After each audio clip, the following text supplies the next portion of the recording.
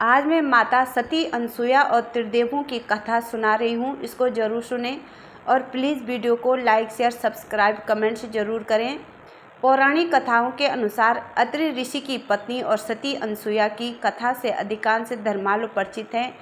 उनकी पत्नी भक्ति की लोक प्रचलित और पौराणिक कथा है ये, जिसमें त्रिदेव ने उनकी परीक्षा लेने की सोची और बन गए नन्हे शिशु।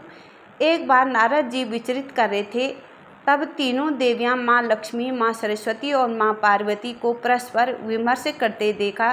तीनों देवियां अपने सतीत्व और पवित्रता की चर्चा कर रही थी। नारद जी उनके पास पहुँचे और उन्हें अत्रि महामुनि की पत्नी अनसुया के असाधारण पतिव्रता के बारे में बताया। नारद जी बोले, उनके समान पवित्र और पतिव्रता तीनों लोकों में नहीं है। तीनों देवियों को मन में अनसुया के प्रति ईर्ष्या होने लगी। तीनों देवियों ने सती अनसुया के पतिव्रत को खंडित करने के लिए अपने पतियों को कहा। तीनों ने उन्हें बहुत समझाया, पर वे राजी नहीं हुई। इस विशेष आग्रह पर ब्रह्मा, विष्णु और महेश ने सती अनसुया के सतीत्व और ब्रह्म शक्ति परखने की सोची। जब अत्रि ऋषि आश्रम से कहीं बाहर गए थे, तब ब्रह्मा, विष्णु और महेश तीनों ने यतियों का वेश धारण किया और अत्रि ऋषि के आश्रम में पहुँचे तथा भिक्षा मांगने लगे। अतिथि सत्कार के परंपरा के चलते सती अनसुया ने त्रिमूर्तियों का उचित रूप से स्वागत कर उन्हें खाने के लिए निमंत्रण किया, लेकिन यतियों के वेश में त्रिमूर्तियों ने एक स्वर में कहा, हे साध्वी, हमारा एक नियम है कि जब तुम निर्वस्त्र होकर भोजन परोसोगी तभी हम भोजन करेंगे। अनुसुया असमंजस में पड़ गई कि इससे तो उनके पतिव्रत को खंडित होने का संकट है।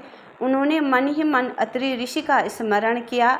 दिव्य शक्ति से उन्होंने जाने कि यह त्रिदेव ब्रह्मा, विष्णु और महेश हैं। मुस्कराते हुए माता अनसुया बोली, जैसी आपकी इच्छा। तीनों यतियों पर जल छिड़क कर उन्हें 3 प्यारे शिशुओं के रूप में बदल दिया। सुंदर शिशु देखकर माता अनसुया के हृदय में मातृत्व भाव उमड़ पड़ा। शिशुओं को स्तनपान कराया और दूध भात खिलाया, गोद में सुलाया। तीनों गहरी नींद में सो गए।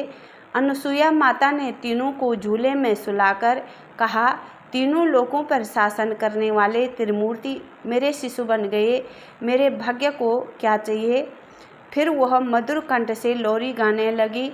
उसी समय कहीं से एक सफ़ेद बैल आश्रम में पहुंचा।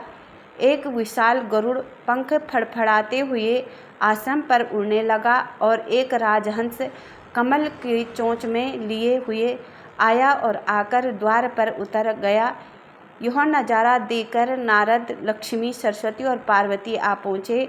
नारद ने विनयपूर्वक अनसुया से कहा कि माते, अपने पतियों से संबंधित प्राणियों को आपके द्वार पर देखकर यह तीनों देवियां यहाँ पर आ गई हैं। यह अपने पतियों को ढूंढ रही हैं। इनके पतियों को कृपया इन्हें सौंप दीजिए। अनसुया ने तीनों देवियों को प्रणाम करके कहा कि माताओं, झूलों में सोने वाले शिशु अगर आपके पति हैं तो इन्हें आप ले सकती हैं। लेकिन जब तीनों देवियों ने तीनों शिशुओं को देखा तो एक समान लगने लगे। तीनों शिशु गहरी नींद में सो रहे थे। इस पर लक्ष्मी, सरस्वती और पार्वती भ्रमित होने लगी। नारद ने उनकी स्थिति जानकर उनसे पूछा, आप क्या अपने पति को पहचान नहीं सकती?